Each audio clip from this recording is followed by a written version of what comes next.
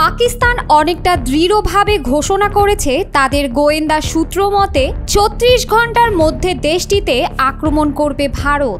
যদি সেই তথ্য সঠিক হয় তাহলে আর কয়েক ঘন্টার মধ্যেই পাকিস্তানে হামলা চালাবে ভারত। পাকিস্তানের তথ্যমন্ত্রী আতাউল্লাহ তারার সাংবাদিকদের জানিয়েছেন আগামী ২৪ থেকে ৩৬ ঘন্টার মধ্যে পাকিস্তানে হামলা চালানোর পরিকল্পনা করছে ভারত। বিশ্বস্ত গোয়েন্দা সংস্থা এমনই তথ্য দিয়েছে পাকিস্তান সরকারকে। যদিও তার দেয়া এই সময়সীমা প্রায় শেষ হতে চলেছে, আর মাত্র কয়েক ঘন্টা বাকি। এখনও ভারতের মুভমেন্টের তেমন কোনো খবর পাওয়া যায়নি।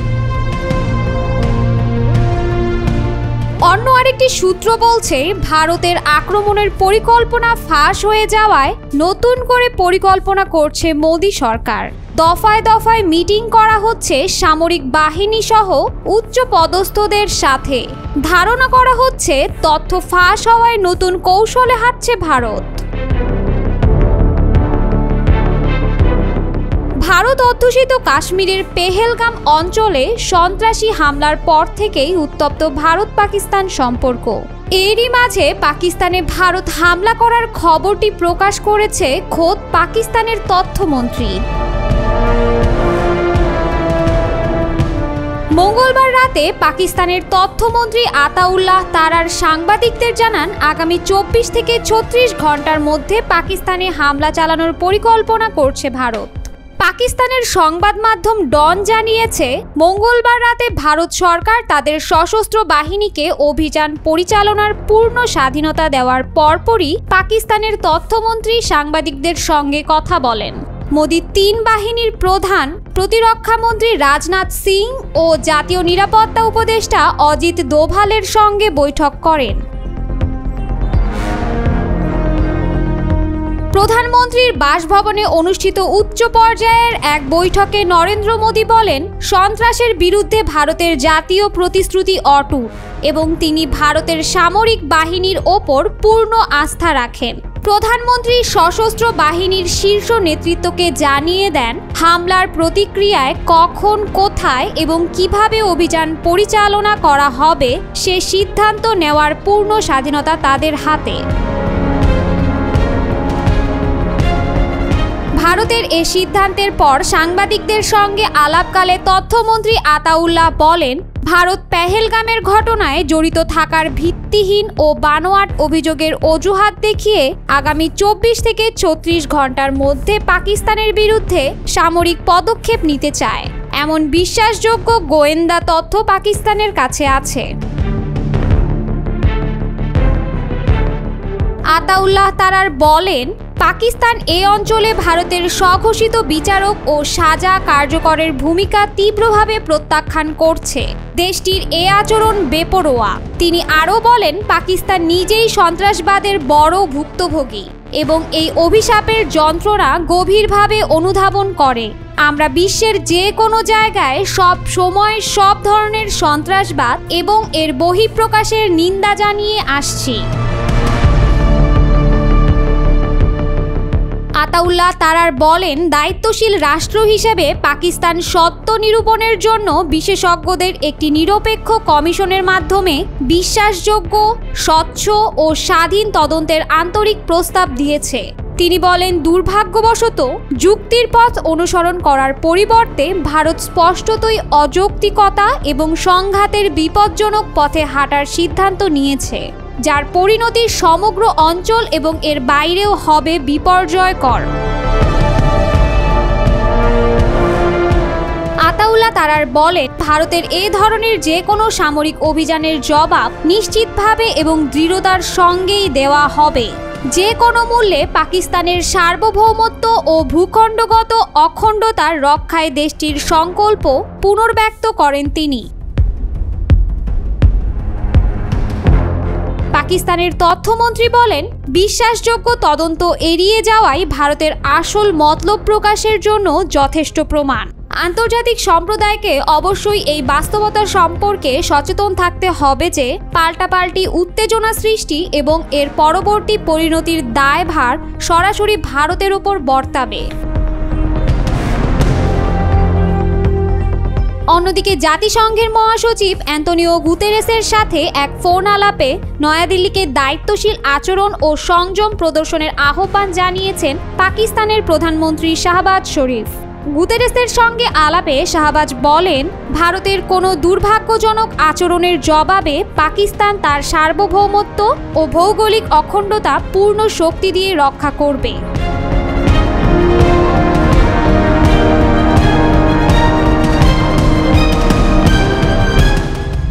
এবার ভারত পাকিস্তান উত্তেজনায় ঢুকে পড়ল সৌদি আরব। কাশ্মীর ইস্যুতে যখন দুই দেশের উত্তেজনা দিন দিন বাড়ছে, তখন সৌদির হস্তক্ষেপ নতুন করে মধ্যপ্রাচ্যে জড়িয়ে যাওয়ার ইঙ্গিত দিচ্ছে।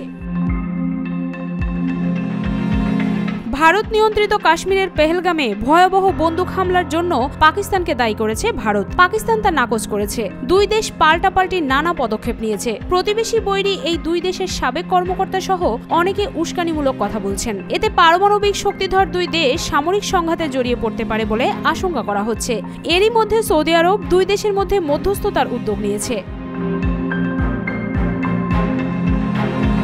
এই পরিস্থিতিতে পাকিস্তান ভারতের মধ্যে উদ্ভূত সংকটের শান্তিপূর্ণ সমাধানের মধ্যস্থতা করতে আগ্রহ দেখিয়েছে সৌদি আরব ও ইরান। এই উদ্যোগ আশার আলো দেখাচ্ছে। বিশ্লেষকরা মনে করছেন দুই দেশেরই এই উদ্যোগকে স্বাগত জানানো উচিত। সৌদি আরবের পররাষ্ট্রমন্ত্রী এরই মধ্যে নয়াদিল্লি ও ইসলামাবাদ সফর করেছেন। দুই দেশের পররাষ্ট্রমন্ত্রীর সঙ্গে তিনি কথাও বলেছেন, তবে আলোচনার বিষয়ে এখনো বিস্তারিত কিছু জানা যায়নি। তবে আপাতত ভারতের মেজাজ একটু অন্যরকম বলে মনে করছেন কূটনীতিকরা। অন্ততপক্ষে গণমাধ্যমের প্রতিবেদন থেকে মনে হচ্ছে দেশটির মনোভাব যুদ্ধংদেহী ও চরম জাতীয়তাবাদী। দেশটির কিছু অবসরপ্রাপ্ত ঊর্ধ্বতন সামরিক ও গোয়েন্দা কর্মকর্তার সাম্প্রতিক কথাবার্তা থেকে এমনটি আভাস পাওয়া যাচ্ছে বলে মন্তব্য করেন পাকিস্তানের প্রভাবশালী পত্রিকা দ্য ডনের সাবেক সম্পাদক আব্বাস নাসির। তিনি মনে করেন ভারতের প্রধানমন্ত্রী নরেন্দ্র মোদী কেবল কূটনৈতিক ব্যবস্থা নিয়েই থামবে না, তার সরকার পাকিস্তানকে শাস্তি দিতে নিশ্চিতভাবে কিনেটিক বা সামরিক অভিযানের পরিকল্পনা করবে। সাংবাদিক আব্বাস নাসির লিখেছেন, ভারতের সামাজিক ও প্রচলিত গণমাধ্যম যদি জনমতের প্রতিফলন হয়ে থাকে, তাহলে বলতে হয় বহু ভারতীয় বিশ্লেষক সামরিক ও অসামরিক ব্যক্তি গণহত্যার শিকার গাজাবাসীর প্রতি সামান্যতম সহানুভূতিও দেখাননি, বরং তারা বারবার ইসরায়েলি দখলদার বাহিনীর প্রশংসা করছেন ও ঈর্ষা প্রকাশ করেছেন এবং প্রকাশ্যে জানতে চেয়েছেন কেন ভারত পাকিস্তানের বিরুদ্ধে একই ধরনের পদক্ষেপ নিতে পারে না।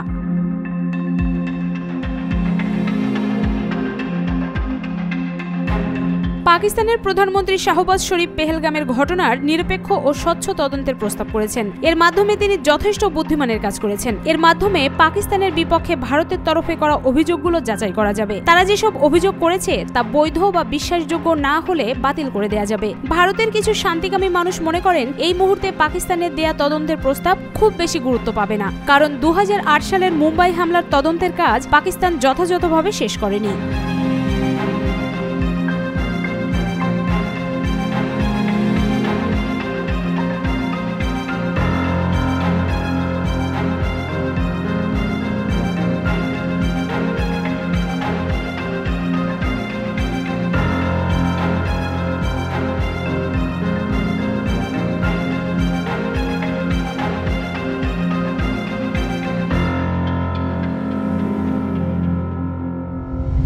এবার পাকিস্তানের প্রতিরোধে নিয়ন্ত্রণ রেখা থেকে পিছু হটতে বাধ্য হল ভারতের যুদ্ধবিমান। রাফায়েল যুদ্ধবিমানগুলো নিয়ন্ত্রণ রেখায় পাকিস্তানের প্রতিরোধের মুখে পড়ে, পাল্টা পদক্ষেপে পিছু হটতে বাধ্য হয়। নিয়ন্ত্রণ রেখা বা এলওসির কাছাকাছি এলাকায় ভারতের রাফায়েল যুদ্ধবিমান টহল দিয়েছে বলে দাবি করেছে পাকিস্তান। তারা আরও দাবি করেছে পাকিস্তান বিমান বাহিনীর পাল্টা পদক্ষেপের কারণে ভারতের যুদ্ধবিমানগুলো পিছু হটতে বাধ্য হয়। পাকিস্তানের নিরাপত্তা সূত্রগুলোর দাবি, ভারতের যুদ্ধবিমানগুলো জম্মু ও কাশ্মীরে নিজেদের নিয়ন্ত্রিত আকাশসীমায় টহল দিচ্ছিল। পিএএফ তা শনাক্ত করে দ্রুত পদক্ষেপ নেয়। 29 ও 30 এপ্রিলের মধ্যবর্তী রাতে এই ঘটনা ঘটে। 22 এপ্রিল ভারত নিয়ন্ত্রিত কাশ্মীরের পেহেলগামে বন্দুকধারীদের হামলায় 26 জন নিহত হন, যাদের বেশিরভাগই পর্যটক। নয়াদিল্লির অভিযোগ, হামলার সঙ্গে পাকিস্তানের যোগসূত্র রয়েছে, তবে পাকিস্তান ভারতের এই অভিযোগ জোরালোভাবে নাকচ করে দিয়েছে। এক দেশ অন্য দেশের বিরুদ্ধে পাল্টাপাল্টি নানা পদক্ষেপ নিয়েছে। ভারতের পদক্ষেপগুলোর মধ্যে 65 বছরের পুরনো সিন্ধু পানি বন্টন চুক্তি স্থগিতের ঘোষণা অন্যতম। পাকিস্তানের পদক্ষেপগুলোর মধ্যে 1972 সালের সিমলা চুক্তি স্থগিত এবং ভারতের ফ্লাইটের ক্ষেত্রে নিজেদের আকাশসীমা বন্ধের ঘোষণা অন্যতম। এরপর থেকে উভয় দেশের মধ্যে উত্তেজনা চলছে। পাকিস্তানের প্রধানমন্ত্রী শাহবাজ শরীফ পেহেলগামের ঘটনার নিরপেক্ষ তদন্তের আহ্বান জানিয়েছেন। মঙ্গলবার রাতে পাকিস্তানের তথ্যমন্ত্রী আতাউল্লাহ তারার সাংবাদিকদের বলেন, আগামী 24 থেকে 36 ঘন্টার মধ্যে পাকিস্তানে হামলা চালানোর পরিকল্পনা করছে ভারত। এমন বিশ্বাসযোগ্য গোয়েন্দা তথ্য তাদের হাতে আছে। পেহেলগাম হামলাকে এই হামলার জন্য অজুহাত হিসেবে ব্যবহার করছে ভারত। এর আগে মঙ্গলবার রাতেই এক বৈঠকে পেহেলগামে হামলার ঘটনার জবাব দিতে সশস্ত্র বাহিনীকে অভিযান পরিচালনার পূর্ণ স্বাধীনতা দিয়েছে ভারত সরকার। সোমবার বার্তা সংস্থা রয়টার্সকে দেয়া এক সাক্ষাৎকারে পাকিস্তানের প্রতিরক্ষা মন্ত্রী খাজা মোহাম্মদ আসিফ আশঙ্কা প্রকাশ করেন ভারত শীঘ্রই তার দেশে হামলা চালাতে পারে। সাক্ষাৎকারে খাজা আসিফ বলেছিলেন, আমরা আমাদের বাহিনীগুলোকে শক্তিশালী করেছি, কারণ ভারতের হামলা এখন আসন্ন।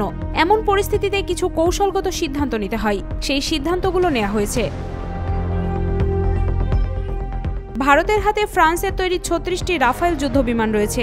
পাকিস্তানের সঙ্গে উত্তেজনার মধ্যে সোমবার এক বিবৃতিতে ভারতের প্রতিরক্ষা মন্ত্রণালয় জানিয়েছে তারা আরও 26টি রাফায়েল যুদ্ধবিমান কেনার চুক্তি করেছে। অন্যদিকে পাকিস্তানে আগেই পৌঁছেছে যুদ্ধাস্ত্রসহ তুরস্কের 7টি বিমান। এমন অবস্থায় ভারতের রাফায়েল যুদ্ধ বিমানের নিয়ন্ত্রণ রেখা অতিক্রমের চেষ্টা এবং সেটা প্রতিরোধে পাকিস্তান বিমান বাহিনীর আকাশ ছোঁয়া সবই আসন্ন সম্মুখ যুদ্ধের ইঙ্গিত কিনা সেটা নিয়ে ভাবনায় পড়েছে পড়শি দেশ থেকে গোটা বিশ্ব।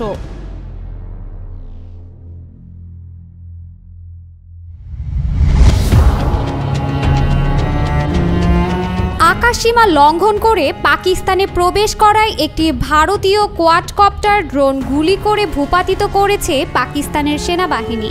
পাকিস্তানি সংবাদ মাধ্যম দ্য ডন এক প্রতিবেদনে জানায়, ড্রোনটি আকাশসীমা লঙ্ঘন করার পর পাকিস্তানি সেনাবাহিনী গুলি চালিয়ে ড্রোনটি ভূপাতিত করে।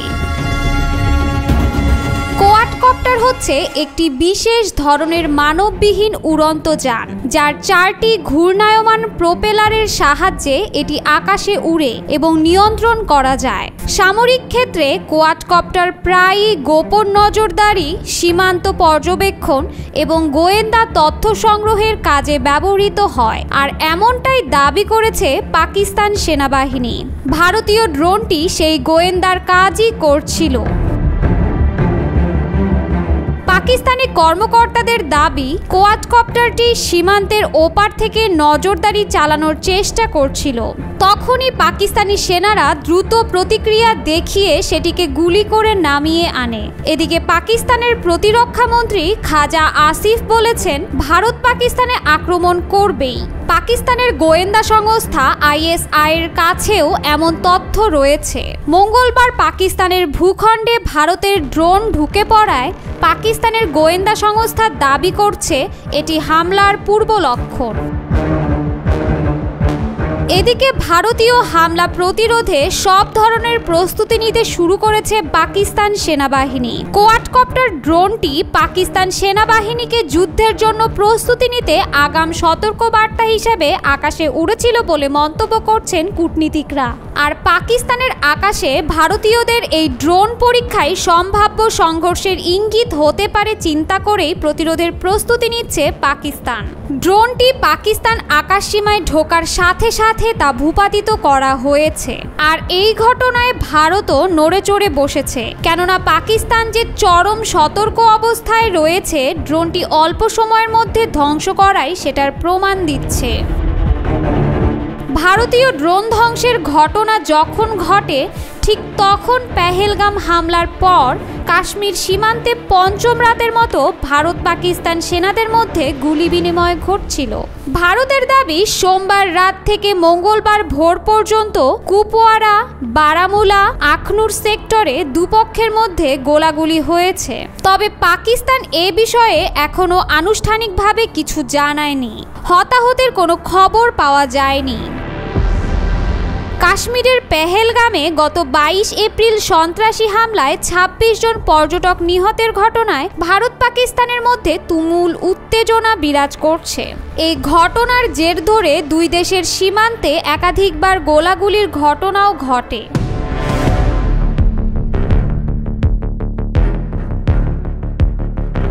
ভারত পেহেলগামে হামলার জন্য পাকিস্তানের জড়িতদের থাকার কথা ইঙ্গিত দিলেও এখন পর্যন্ত কোনো নির্দিষ্ট প্রমাণ উপস্থাপন করতে পারেনি। অন্যদিকে পাকিস্তান এসব অভিযোগ ভিত্তিহীন দাবি করে স্পষ্টভাবে অস্বীকার করেছে। হামলার পরদিনই 23 এপ্রিল ভারত একতরফাভাবে ঐতিহাসিক সিন্ধু পানি বন্টন চুক্তি বাতিল করে। প্রতিক্রিয়ায় পাকিস্তানও সিমলা চুক্তি স্থগিত এবং বন্ধ করে দেয় আকাশপথ। পাকিস্তানের অভিযোগ, কোনো প্রমাণ ছাড়াই পাকিস্তানের বিরুদ্ধে চড়াও হয়েছে ভারত। হামলার প্রকৃত সত্য উদ্ঘাটনে স্বাধীন তদন্তের দাবি জানিয়েছেন পাকিস্তানের প্রধানমন্ত্রী শাহবাজ শরীফ।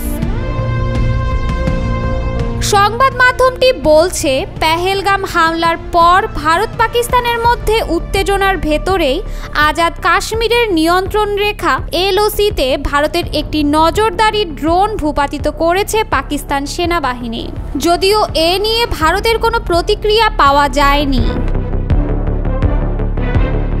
তারা আরও জানায়, সোমবার পাকিস্তানের নিরাপত্তা বাহিনী কাশ্মীরের ভীমবার জেলার মানোয়ার সেক্টরে ভারতীয় ওই কোয়াডকপ্টার ড্রোনটি ভূপাতিত করে। নিরাপত্তা সূত্রের বরাত দিয়ে রাষ্ট্র পরিচালিত রেডিও পাকিস্তান এবং PTV নিউজ জানিয়েছে, পাকিস্তান তাদের আকাশসীমা লঙ্ঘন প্রতিহত করে নিয়ন্ত্রণ রেখা বরাবর একটি ভারতীয় কোয়াডকপ্টার সফলভাবে ভূপাতিত করেছে। পাকিস্তানের নিরাপত্তা কর্মকর্তাদের দাবি, যথাসময়ে নেওয়া পদক্ষেপের ফলে ভারতের গুপ্তচর চেষ্টাকে ব্যর্থ করে দেওয়া সম্ভব হয়েছে। এটি পাকিস্তানি সেনাবাহিনীর পেশাদারিত্ব ও প্রতিরক্ষা প্রস্তুতির প্রমাণ। কর্মকর্তারা বলেন, সীমান্তে যে কোনো আগ্রাসনের জবাব দিতে পাকিস্তান সেনাবাহিনী সম্পূর্ণ সতর্ক ও প্রস্তুত রয়েছে।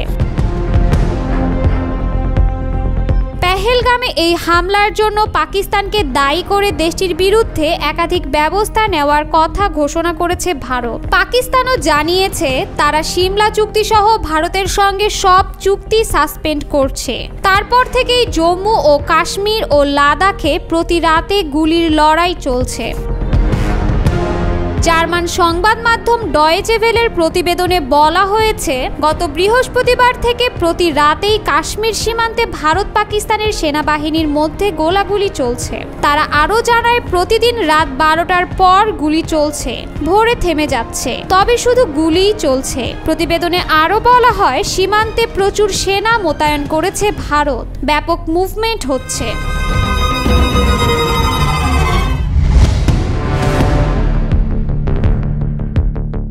ভারত অধ্যুষিত কাশ্মীরের পেহেলগামে হামলার জের থেকে পাকিস্তানের অভ্যন্তরে সন্ত্রাসী হামলা পরিকল্পনার তথ্য উঠে এসেছে।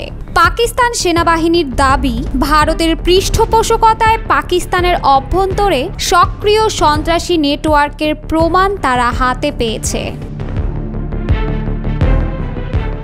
গত মঙ্গলবার এক প্রেস ব্রিফিংয়ে পাকিস্তানের আন্তঃবাহিনী জনসংযোগ পরিদপ্তর ISPR এর মহাপরিচালক লেফটেন্যান্ট জেনারেল আহমেদ শরীফ চৌধুরী জানান, ভারতের পৃষ্ঠপোষকতায় পরিচালিত এক প্রশিক্ষিত এজেন্টকে আটক করেছেন তারা। আটককৃত এই ব্যক্তি পাকিস্তানে হামলার প্রস্তুতি নিচ্ছিলেন। আহমেদ শরীফ চৌধুরী জানান, গত 25 এপ্রিল পাকিস্তানের পাঞ্জাব প্রদেশের ঝিলাম শহরের বাস স্ট্যান্ড এলাকা থেকে পাকিস্তানি নাগরিক আব্দুল মজিদকে গ্রেপ্তার করে পাকিস্তানের নিরাপত্তা বাহিনী। ISPR মহাপরিচালক লেফটেন্যান্ট জেনারেল আহমেদ শরীফ চৌধুরী জানান, মজিদ একজন ভারতীয় গোয়েন্দা সংস্থার প্রশিক্ষণপ্রাপ্ত এজেন্ট, যার কাছ থেকে একটি ইম্প্রোভাইজড এক্সপ্লোসিভ ডিভাইস IED, দুটি মোবাইল ফোন ও নগদ 70,000 রুপি উদ্ধার করা হয়। আটকের পরে তার বাসায় তল্লাশি চালিয়ে আরও 10 লাখ রুপি এবং একটি ভারতীয় ড্রোন পাওয়া যায়।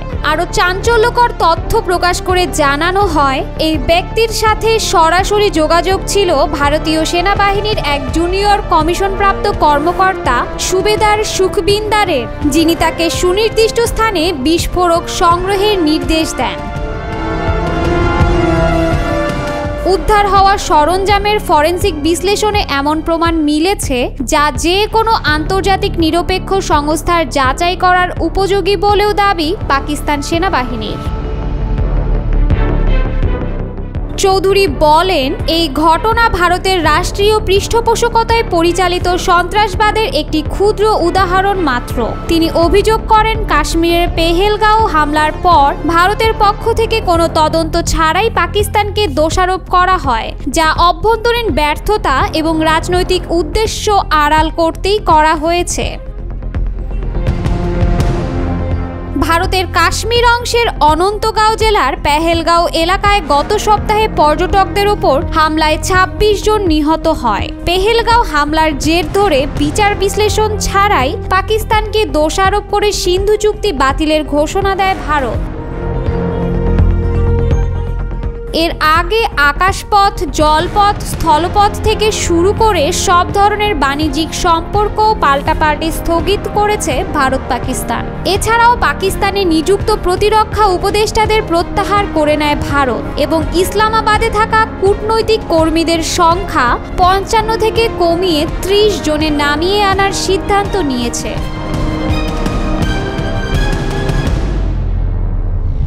শাহবাজ শরীফের সরকারকে অবৈধ বললেও ভারতের বিরুদ্ধে যে কোনো বিষয়ে ঐক্যমত রয়েছে সাবেক প্রধানমন্ত্রী ইমরান খানের। আর এই মানসিকতাকে পুঁজি করতে ইমরান খানকে কারামুক্ত করার উদ্যোগ নিয়েছে পাকিস্তান সরকার। দেশটির সব রাজনৈতিক দল ভারত বিষয়ে এক ছাতার নিচে থাকলে উল্টো চাপে ফেলা যাবে মোদী সরকারকে, এমনটাই ভাবছেন দেশটির নীতি নির্ধারকরা। ইমরান খানকে মুক্তি দিতে ভারতকে রুখে দেওয়ার পরিকল্পনা স্পষ্ট হয়ে উঠছে দেশটির রাজনীতিকদের মধ্যেও। ইমরান খান পাকিস্তানের সরকারকে এখনও অবৈধ সরকার বলে আখ্যায়িত করছেন। এসবের মধ্যেই তার মুক্তির গুঞ্জন ও ভারতকে উচিত জবাব দেওয়ার দাবির খবর চাউর হয়েছে দেশটির গণমাধ্যমে। অনেকে মনে করছেন তার মুক্তি পাকিস্তানের অভ্যন্তরীণ ঐক্য ও আন্তর্জাতিক বার্তা হিসেবে কাজ করতে পারে। ভারতের প্রধানমন্ত্রী নরেন্দ্র মোদী কাশ্মীর হামলার প্রতিক্রিয়া জানাতে সেনাবাহিনীকে সম্পূর্ণ অপারেশনাল স্বাধীনতা দিয়েছেন। পাকিস্তানের উপপ্রধানমন্ত্রী ইসহাক দার বলেছেন, পাকিস্তান প্রথমে আঘাত করবে না, তবে প্রতিশোধে পিছপা হবে না। সীমান্তে টানা গোলাগুলিতে উভয় পক্ষের সৈন্যদের আহত বা নিহত হবার খবর লুকানোর চেষ্টা চলছে বলেও মনে করছেন অনেকেই। একের পর এক গোপন ও কৌশলী সিদ্ধান্ত নিচ্ছে ভারত ও পাকিস্তান। পর্যটকদের হত্যাকাণ্ডের পর দুই দেশের মধ্যে উত্তেজনা তুঙ্গে। ভারত পাকিস্তানকে দোষারোপ করে প্রতিশোধের হুমকি দিয়েছে, পাকিস্তানও পাল্টা ব্যবস্থা নিয়েছে। এই পরিস্থিতিতে ইমরান খানের মুক্তি ও তার ভূমিকা নিয়ে আলোচনা শুরু হয়েছে। ইমরান খান পাকিস্তানের সাবেক প্রধানমন্ত্রী, বর্তমানে কারাবন্দী। তার মুক্তির দাবি রাজনৈতিক মহলে জোরালো হচ্ছে। অনেকে মনে করছেন তার মুক্তি পাকিস্তানের অভ্যন্তরীণ ঐক্য ও আন্তর্জাতিক বার্তা হিসেবে কাজ করতে পারে। পাকিস্তানের রাজনৈতিক মহলে আলোচনা চলছে ভারতের বিরুদ্ধে কঠোর অবস্থান নিতে ইমরান খানের মতো প্রভাবশালী নেতার প্রয়োজন। তার মুক্তি দেশের অভ্যন্তরীণ ঐক্য ও আন্তর্জাতিক বার্তা হিসেবে কাজ করতে পারে। কাশ্মীর হামলার পর পাকিস্তানের বিরুদ্ধে কূটনৈতিক ও সামরিক পদক্ষেপ নিয়েছে ভারত। নতুন করে অস্ত্র গোলাবারুদ কেনার খবরও প্রকাশ্যে এসেছে। পাকিস্তানও পাল্টা ব্যবস্থা গ্রহণ করছে। আন্তর্জাতিক মহলও ভারত পাকিস্তান ইস্যুতে উদ্বিগ্ন। জাতিসংঘ সহ বিভিন্ন সংস্থা দুই দেশকে সংযত থাকার আহ্বান জানিয়েছে। ইমরান খানের মুক্তি এই সংকটে শান্তির বার্তা হতে পারে, আবার উত্তেজনা বৃদ্ধির কারণও হতে পারে। ইমরান খানের মুক্তি কি পাকিস্তানের কৌশলগত পদক্ষেপ নাকি অভ্যন্তরীণ রাজনৈতিক চাপের ফল? ভারতের বিরুদ্ধে অবস্থান শক্তিশালী করতে তার ভূমিকা কতটা গুরুত্বপূর্ণ?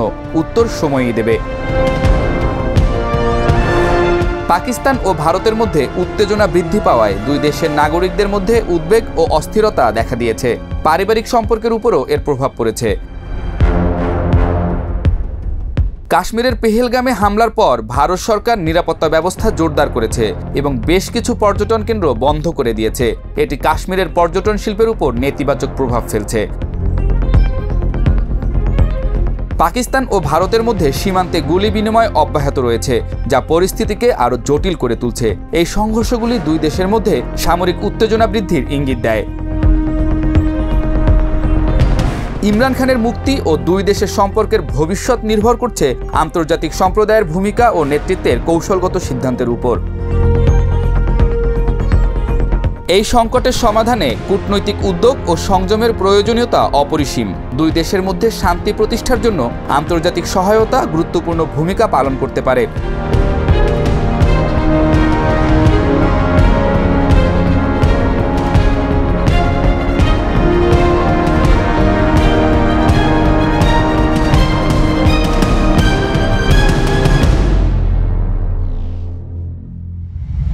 আমেরিকার প্রেসিডেন্ট ডোনাল্ড ট্রাম্পের চীন বিরোধী শুল্ক যুদ্ধ আরও একবার উত্তপ্ত হলো, কিন্তু প্রশ্ন হচ্ছে এই যুদ্ধে কে জিতছে? প্রাথমিক ইঙ্গিত বলছে যুক্তরাষ্ট্রই বেশি ক্ষতিগ্রস্ত হচ্ছে। শি জিনপিং এর কাছে এবার ধরাশায়ী হতে হচ্ছে ট্রাম্পকে। গত 9 এপ্রিল ট্রাম্প যুক্তরাষ্ট্রের অন্য প্রধান বাণিজ্য অংশীদারদের উপর আরোপিত শুল্ক স্থগিত করে চীনের পণ্যের উপর শুল্ক বৃদ্ধি করেন। বর্তমানে যুক্তরাষ্ট্রে চীনা পণ্যের উপর গড় শুল্ক 145%, আর চীন পাল্টা ব্যবস্থা নিয়ে যুক্তরাষ্ট্রের পণ্যে 125% শুল্ক আরোপ করেছে। ট্রাম্প বলছেন এভাবে চীনের কাছ থেকে বাণিজ্যিক সুবিধা আদায় করে দেশের শিল্প ও চাকরি ফিরিয়ে আনা যাবে, সেই সাথে শুল্ক আয় দিয়ে কর কমানো সম্ভব হবে। তবে অর্থনীতিবিদরা বলছেন বাস্তবে তার এই লক্ষ্য অর্জন করা কঠিন। গত সপ্তাহে ট্রাম্প আশার কথা শুনিয়েছিলেন যে শীঘ্রই চীনের সাথে একটা ন্যায্য চুক্তি হবে এবং শুল্ক হ্রাস পাবে, কিন্তু চীনের বাণিজ্য মন্ত্রণালয় জানিয়ে দিয়েছে বর্তমানে দুই দেশের মধ্যে কোনো আলোচনা চলছে না, তবে তারা আলোচনার দরজা খোলা রেখেছে। শুল্ক যুদ্ধের ফলে যুক্তরাষ্ট্রের সবচেয়ে বড় কৃষিপণ্য সয়াবিনের রপ্তানি ব্যাপকভাবে কমেছে। মাত্র এক সপ্তাহে চীনের রপ্তানি 67% কমে গেছে। অর্থনীতিবিদরা বলছেন এতে অনেক মার্কিন কৃষক ক্ষতিগ্রস্ত হবেন, কেউ কেউ ব্যবসা গুটিয়েও নিতে পারেন। চীন থেকে আমদানিও ব্যাপকভাবে কমে গেছে। এপ্রিলে মার্কিন গন্তব্যে চীনা পণ্য পরিবহন 30 থেকে 60% কমে গেছে। আগামী মাস থেকেই মার্কিন দোকানগুলোয় পণ্য সংকট ও দাম বাড়ার আশঙ্কা করা হচ্ছে। টিভি, ওয়াশিং মেশিন, জামা কাপড়, এমনকি ওষুধের উপাদান সবকিছুর দাম বাড়বে বলে সতর্ক করেছে খুচরা ব্যবসায়ীরা। তবে এই শুল্ক যুদ্ধ চীনকেও কিছুটা ধাক্কা দিচ্ছে। গোল্ডম্যান স্যাক্স জানিয়েছে এতে চীনের জিডিপি 2.4% পর্যন্ত কমে যেতে পারে। তবে চীনের কর্মকর্তারা জানিয়েছেন তারা যুক্তরাষ্ট্রের কৃষিপণ্য ও জ্বালানি ছাড়াই নিজেদের লক্ষ্য অর্জন করতে সক্ষম। ট্রাম্প তার মিত্র দেশগুলোকেও চীনের সাথে সম্পর্ক কমাতে চাপ দিচ্ছেন, কিন্তু ইউরোপ, ব্রিটেন কিংবা জাপান কেউই চীন থেকে ছিটকে যেতে রাজি নয়। ইউরোপিয়ান ইউনিয়ন সাফ জানিয়েছে তারা চীনের সাথে সম্পর্ক ছিন্ন করবে না। রাজনৈতিক দিক থেকে ট্রাম্পের জন্য সময়টা সহজ নয়। নতুন জরিপে দেখা গেছে মার্কিন জনতা মনে করে তার অর্থনৈতিক পদক্ষেপ তাদের ক্ষতি করছে। রিপাবলিকানদের জন্য এই ক্ষোভ বড় হুমকি হতে পারে সামনের নির্বাচনে। সব মিলিয়ে দেখা যাচ্ছে ট্রাম্পের শুল্ক যুদ্ধ এখন এমন এক পর্যায়ে পৌঁছেছে যেখানে লাভের চেয়ে ক্ষতির পাল্লাই ভারী। চীন কৌশলে এগিয়ে থাকলেও যুক্তরাষ্ট্রের ভিতরে রাজনৈতিক ও অর্থনৈতিক চাপ বাড়ছেই। শুল্ক যুদ্ধ শেষ কোথায় গিয়ে থামে সেটাই এখন দেখার অপেক্ষা।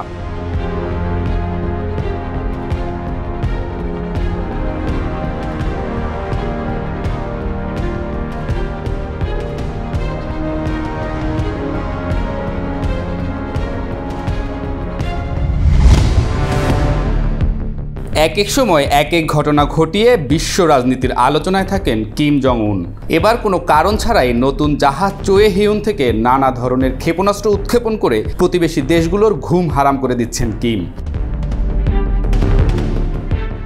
নতুন যুদ্ধজাহাজ চোয়ে হিউন দেশটির ইতিহাসে সবচেয়ে ভারী ও প্রযুক্তি সম্পন্ন মাল্টি রোল যুদ্ধজাহাজ হিসেবে বিবেচিত হচ্ছে। 5000 টন ওজনের এই জাহাজটি ইতোমধ্যেই সুপারসনিক ও কৌশলগত ক্রুজ মিসাইল পরীক্ষাও সফলভাবে সম্পন্ন করেছে। জাহাজটিতে থাকা সুপারসনিক ক্রুজ মিসাইলগুলো অত্যন্ত দ্রুতগতির এবং জাহাজ বিধ্বংসী ক্ষমতা সম্পন্ন। এতে কৌশলগত ক্রুজ মিসাইলও আছে যা দীর্ঘ পাল্লার এবং সম্ভবত পারমাণবিক ওয়ারহেড বহনে সক্ষম। এছাড়াও আছে উন্নত এন্টি এয়ারক্রাফট মিসাইল ও 127 mm স্বয়ংক্রিয় কামান যা জল, আকাশ ও স্থল 3 দিকে প্রতিরক্ষায় সক্ষম। এ জাহাজ কেবল একটি যুদ্ধযান নয়, এটি কিম জং উনের নেতৃত্বে উত্তর কোরিয়ার সমুদ্রভিত্তিক পারমাণবিক সক্ষমতা গড়ে তোলার একটি প্রকাশ্য পদক্ষেপ। কিম ঘোষণা করেছেন যে উত্তর কোরিয়ার নৌবাহিনীকে এখন থেকে পারমাণবিক অস্ত্রে সজ্জিত করতে হবে এবং চোয়ে হিউন হবে সেই পরিবর্তনের প্রথম ধাপ। বিশ্লেষকরা বলছেন এই জাহাজে ব্যবহৃত প্রযুক্তি ও অস্ত্রের ধরন দেখে বোঝা যায় রাশিয়ার কারিগরি সহায়তা রয়েছে। বিশেষ করে রাডার ও ক্রুজ মিসাইল সিস্টেমে রাশিয়ান স্টাইল স্পষ্ট। এটি যদি সত্যি হয় তবে উত্তর কোরিয়া ও রাশিয়ার মধ্যে একটি গোপন সামরিক জোট গঠনের সম্ভাবনাও তৈরি হচ্ছে। এই উন্নয়ন শুধু কোরীয় উপদ্বীপেই নয়, গোটা এশিয়া প্যাসিফিক অঞ্চলে কৌশলগত ভারসাম্য বদলে দিতে পারে। দক্ষিণ কোরিয়া ও জাপান ইতোমধ্যে এই জাহাজকে হুমকি হিসেবে চিহ্নিত করেছে এবং নিজেদের প্রতিরক্ষা শক্তি বাড়ানোর পরিকল্পনা করছে। যুক্তরাষ্ট্রের দিক থেকে এই জাহাজকে দ্বিতীয় পরমাণু ফ্রন্ট হিসেবে দেখা হচ্ছে। স্থলভিত্তিক পরমাণু মিসাইলের বাইরে উত্তর কোরিয়ার এখন সমুদ্রপথেও পারমাণবিক আঘাত হানার সক্ষমতা তৈরি হলে তা যুক্তরাষ্ট্রের গুয়াম, হাওয়াই এমনকি মূল ভূখণ্ডের নিরাপত্তার জন্য বিপজ্জনক হয়ে উঠতে পারে। পেন্টাগনের প্রতিক্রিয়ায় বলা হয়েছে, এই ধরনের যুদ্ধজাহাজ অঞ্চলটিকে আরও বেশি অনিশ্চয়তায় ঠেলে দিচ্ছে। এতে শুধু যুদ্ধের ঝুঁকি বাড়ে না, বরং কূটনৈতিক আলোচনার সম্ভাবনাও হ্রাস পায়। উত্তর কোরিয়ার প্রতি এখন যুক্তরাষ্ট্র, জাপান ও দক্ষিণ কোরিয়ার নজর আরও কঠোর হবে। চীন এই যুদ্ধজাহাজ সম্পর্কে সরাসরি কিছু না বললেও অনেক বিশ্লেষক মনে করছেন তারা এটিকে কৌশলগতভাবে কাজে লাগাতে পারে, বিশেষ করে যুক্তরাষ্ট্রের সঙ্গে তাদের উত্তেজনাপূর্ণ সম্পর্কের প্রেক্ষাপটে। সব মিলিয়ে চোয়েহিয়ন কেবল একটি যুদ্ধজাহাজ নয়, এটি উত্তর কোরিয়ার কৌশলগত উচ্চাকাঙ্ক্ষার প্রতীক। এটি দক্ষিণ কোরিয়া, জাপান ও যুক্তরাষ্ট্রের জন্য নতুন নিরাপত্তা চ্যালেঞ্জ তৈরি করেছে এবং সাম্প্রতিক ভূরাজনৈতিক পরিস্থিতিকে আরও জটিল করে তুলছে।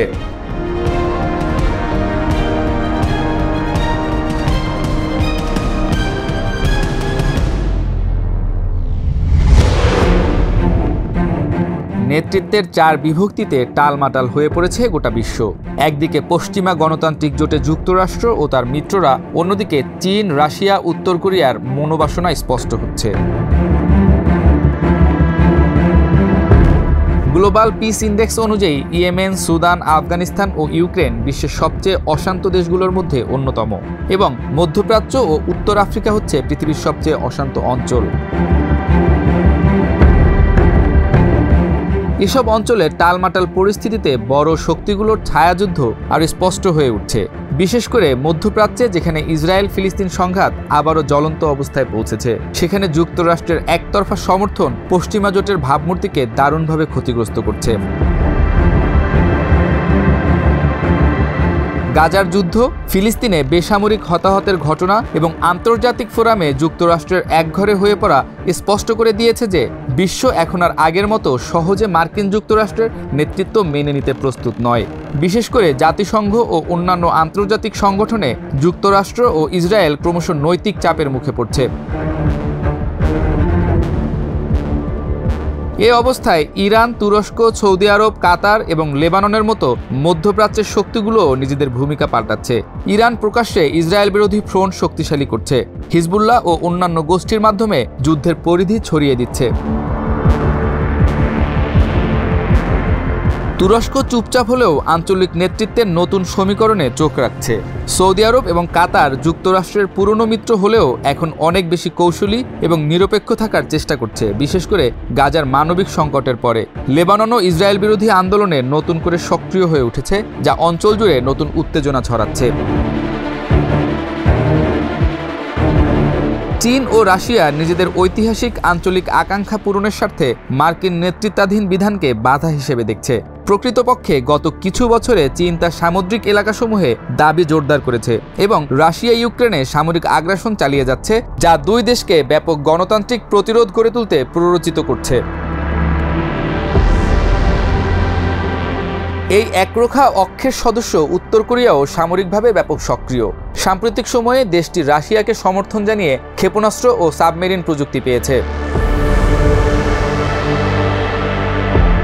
এই তিনটি শক্তি, চীন, রাশিয়া এবং উত্তর কোরিয়া, একসঙ্গে কৌশল আঁকছে কিভাবে যুক্তরাষ্ট্রের গ্লোবাল প্রভাব খর্ব করা যায়। ইন্দো প্যাসিফিক অঞ্চলের সামরিক ঘাঁটি স্থাপন থেকে শুরু করে আফ্রিকা ও মধ্যপ্রাচ্যে কূটনৈতিক বিনিয়োগ বাড়ানো, সব ক্ষেত্রে এরা ক্রমাগত যুক্তরাষ্ট্রকে কোণঠাসা করার ছক কষছে। তারা জানে মার্কিন যুক্তরাষ্ট্র এখন অন্তর্দ্বন্দ্বে জর্জরিত এবং আন্তর্জাতিক ফোরামগুলোতে তাদের একচেটিয়া আধিপত্য আগের মতো নেই।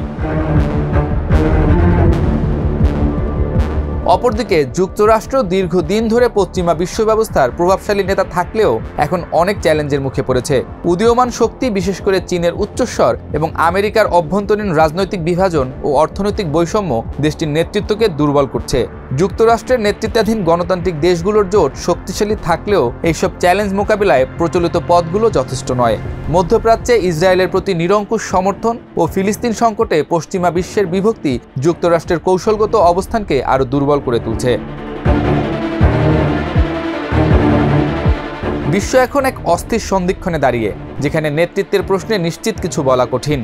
চীন, রাশিয়া, উত্তর কোরিয়ায় বাড়তে থাকা সমন্বয়, মধ্যপ্রাচ্যের নতুন অস্থিরতা এবং পশ্চিমা বিশ্বে নেতৃত্ব সংকট, যা বিশ্বকে এক নতুন যুদ্ধের দিকে ঠেলে দিচ্ছে বলে মনে করছেন অনেকেই।